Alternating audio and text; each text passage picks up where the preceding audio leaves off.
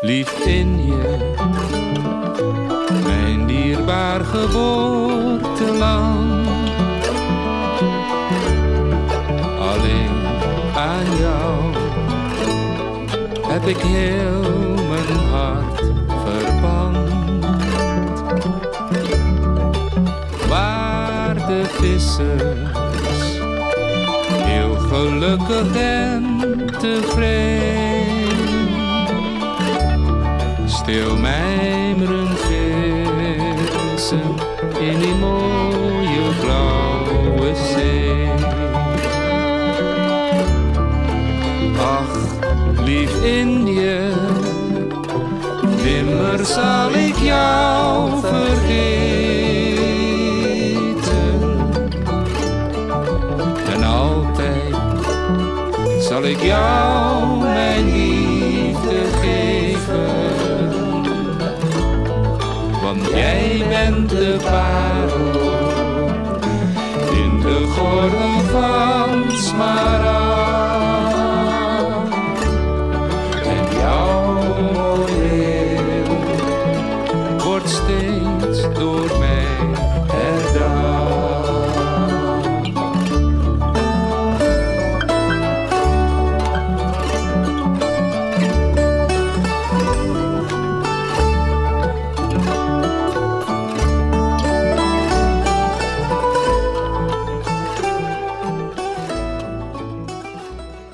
Oke Mas Nevi, sekarang kita di mana ini? Ini di daerah dekatnya Kiaki ya Mas, atau di selatannya Jalan Dukuh ya, daerah Cantian. Cantian. Nah, jadi dulu di sini tuh lokasinya dari pemberhentian atau halte tram uap itu namanya juga Cantian.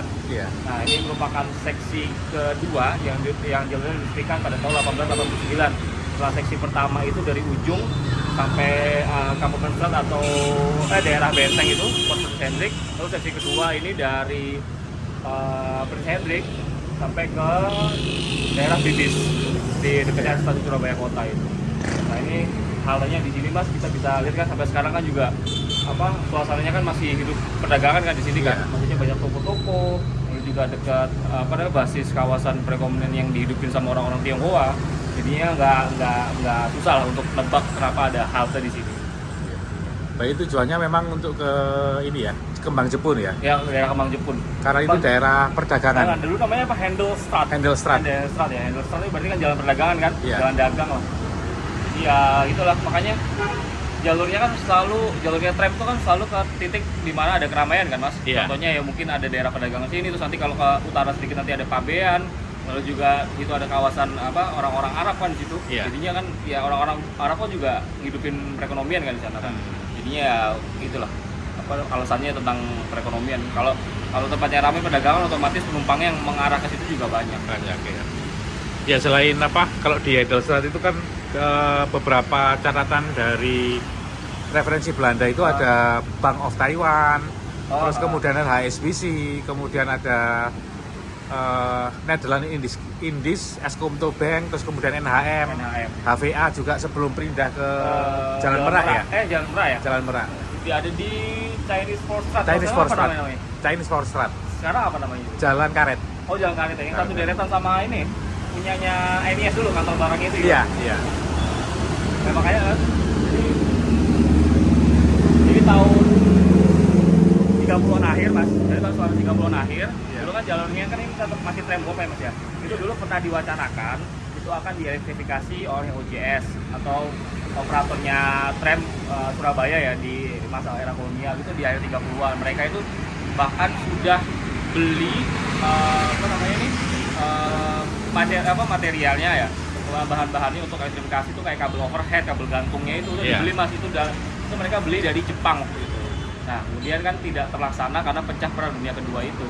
Nah, kemudian kabel-kabel yang masih tersimpan itu tidak terpakai, itu disimpannya di gudang tram listrik di Sawahan. Terus ketika masa perang agresi itu, karena banyak jalur tram listrik ini yang rusak, banyak yang rusak ya Mas, kayak kabelnya lalu apa segala macam.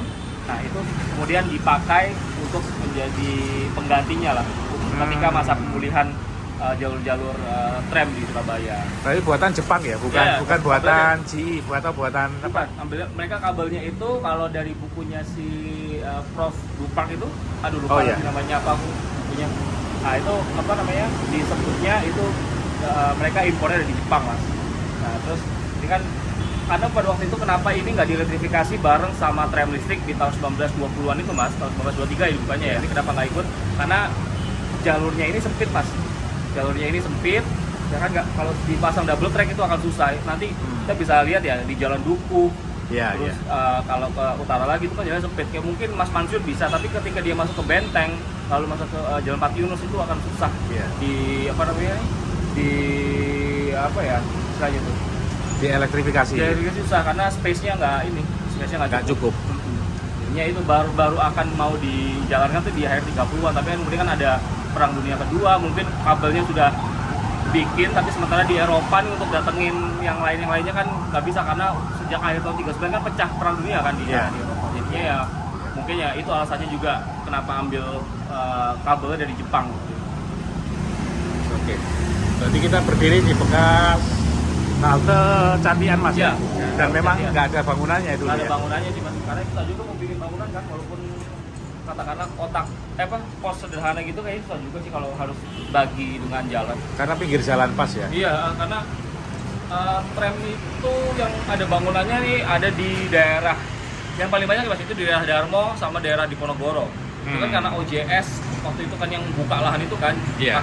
di bawahnya perusahaan propertinya namanya NV Darmo itu yang dilikuidasi tahun 2020 kan. Jadi kan mereka bangun itu terus desain sendiri, yang desain itu tata letaknya itu kawasan Darmo McLean Pond. Heritage American Pond. Jadi kan kalau misalkan itu kan mereka bisa ini mas, lebih luasa lah Iya. naruh titik halte-haltenya karena tanahnya masih tersedia buat mereka. Sementara kalau jalur-jalur lama begini itu kan sudah susah Agak juga susah. mereka. Iya. Jadi ya kita bisa lihat di daerah tengah kota itu halte yang ada wujud bangunannya itu cuma ada di daerah Bibis, halte Bibis itu mas. Itu halte tram uap, lalu juga ada di Kebon Rojo itu ada bangunannya. Sementara yang lainnya itu nggak ada.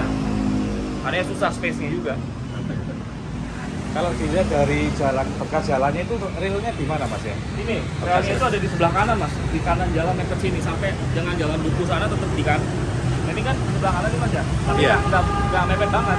Jadi habis belokan daerah waspada itu, Iya. ya kan mesti kan dia ambil ancang-ancangnya kan agak minggir ke kanan kan, gini. Terus nanti ketika dia masuk jalan Duku, dia nanti mepet ke kiri. Jadi lurus hitungannya. Mepet ke kiri sana ya? Ke kiri, ke sebelah kiri itu, ke kelenteng itu. Oke. Kayaknya kita perlu ke Jalan Duku ya mas ya? Boleh ayo. Oke, kita lanjut ke perjalanan ya. Untuk melihat bekas rase dari Osjawa Tram Maskapai di sekitaran Kemang Jepun, atau yang dulu nama Belandanya itu Handelsstraat. Nah, jadi kalau di videonya Nick Leras yang Wheels of Fire itu, Iya. itu kan sempat nge-shoot di daerah Jalan Dukuh itu, di daerah Oh. sana yang ketemu beca-beca, ada banyak Iya. orang-orang di jalan sempit, itu misalnya Jalan Dukuh mas. Terus ada videonya juga nyebrang di Kia waktu Gapura Merah ini belum ada waktu itu, tahun 73, 73 karena 73. logonya sudah jadi warna Oh biru. iya, gitu. iya. Nah itu. Sini pokoknya daerah sini mas, karena gimana ya mas ya? Ketika tram itu lewat sini itu susah ngatur lalu lintasnya karena ada banyak truk yang parkir buat bongkar Iya. barang, lalu ada beca juga, jadi mau nggak mau kecepatannya di sini cukup rendah dibandingkan yang di daerah selatan Daerah kota, selatan, ya. tengah kotanya. Lalu utaranya susah nih, daerah perdagangan sibuk banget mas. Iya, iya.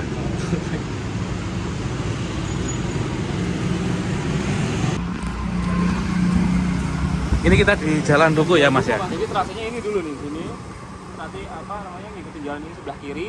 Ketika dia mau ke mana ini ke sebelah kiri, menggok kiri Ke arah Jalan Mas Mansur itu. Iya, si Mas Mansur ya. Nanti dia ambilnya ini jadi ke sisi barat mas. Jadi kan ini kan lurus ya, ini jalannya kan belok kiri mas ya. Iya.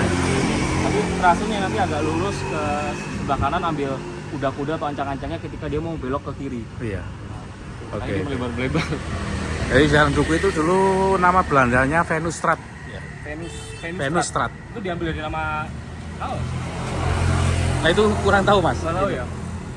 Tapi Agak nama asing ya maksudnya. iya Jalan Duku itu Venusstraat. Iya kalau nggak salah di sana juga ada gardu ani ya mas. Di sebelah Sebelah kanan jalan. jalan. Iya. Oh itu ya, yang itu ya. Iya. Pas itu. Ada Segini ya. Kondisinya ini jalannya sempit banget kan ini. Paling ada lebarnya berapa? Ini 10 meter ada paling nggak sih? nggak sampai Nggak kayaknya. sampai ya, Nggak sampai. Jadi tram itu kurang lebih, nah mungkin se-Innova ini minibus nih kan. Iya. Lebarnya ya, kita Iya. begini. Jadi coba bayangin aja Innova ini lah makan hampir separuh jalan kan. Iya, iya. Bayangin.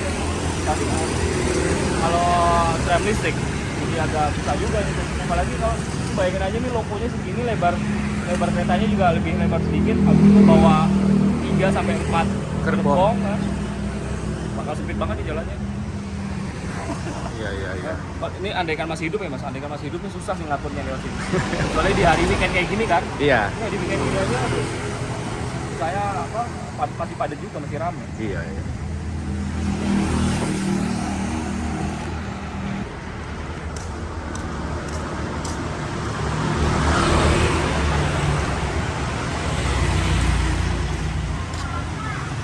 Iya, ini terdapat gardu Aniem ya mas ya? Padat loteng ya. Iya. Ini juga sama sih mas, bangunan kayunya, pos Iya. kayu ini.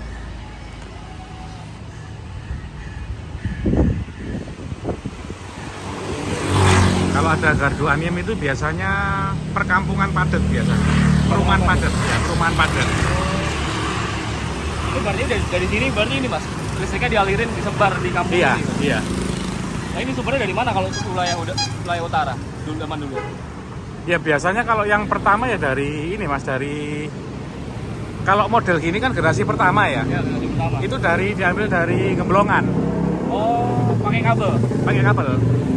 Kabelnya dipusatkan di sini, terus ada isolator itu untuk mengalirkan ini loh, yang isolator putih-putih putih, itu keramik yang itu. putih-putih. Itu untuk mengalirkan ke tiap-tiap rumah. Mengalirkan ke setiap rumah. Berarti Iya. ini yang ada jumlah isolator nih berarti jumlah rumah yang jumlah dialiri. rumah yang dialiri. Oh, berarti nggak semuanya masih yang dapat ya, yang dapat listrik ya? Iya, Yang semuanya berarti yang dapat. Biasanya yang tempat penting kan? iya. Biasanya kantor-kantor. Kantor ya, kantor terus apa? Ya, mungkin toko-toko juga dapat kali mas ya? Iya. Mungkin ya, atau bengkel-bengkel. Bengkel-bengkel, kantor. Ini kayaknya bawahnya lebih tinggi dari yang di ini nggak sih mas? Di bambu runcing. Oh iya, kalau bambu runcing kan pendek. Pendek ya? Ini lebih tinggi. Tapi apa? Ada bedanya mas, detailnya kalau secara kekuatan.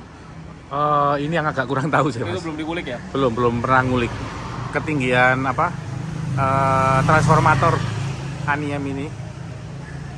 Masih belum nemu referensinya. Iya, tapi ini tinggi ya. Tinggi. Itu di dalamnya ada apa sih mas? Biasanya di dalamnya itu kan ini kan ada ruangnya kan? Ada ruangan kan di dalamnya itu? Biasanya ada pendingin. Kalau di daerah-daerah tengah kota itu kan ada gardu Aniem, mesti bawahnya itu sungai. Jadi fungsinya adalah selain untuk pendingin, kalau terjadi kebakaran itu gampang pemadamannya itu lebih gampang. Oh itu makanya ada alasannya kayak di Darmo itu ya? Iya, iya. Di selatannya Wismilak itu kan di atas kali Iya. kan dia? Oh itu alasannya mas? Iya. Jadi apa? Pendingin Pendingin sama alaminya lah ya? Iya, pendingin alami sama kalau ada Antisipasi kebakaran lebih cepat.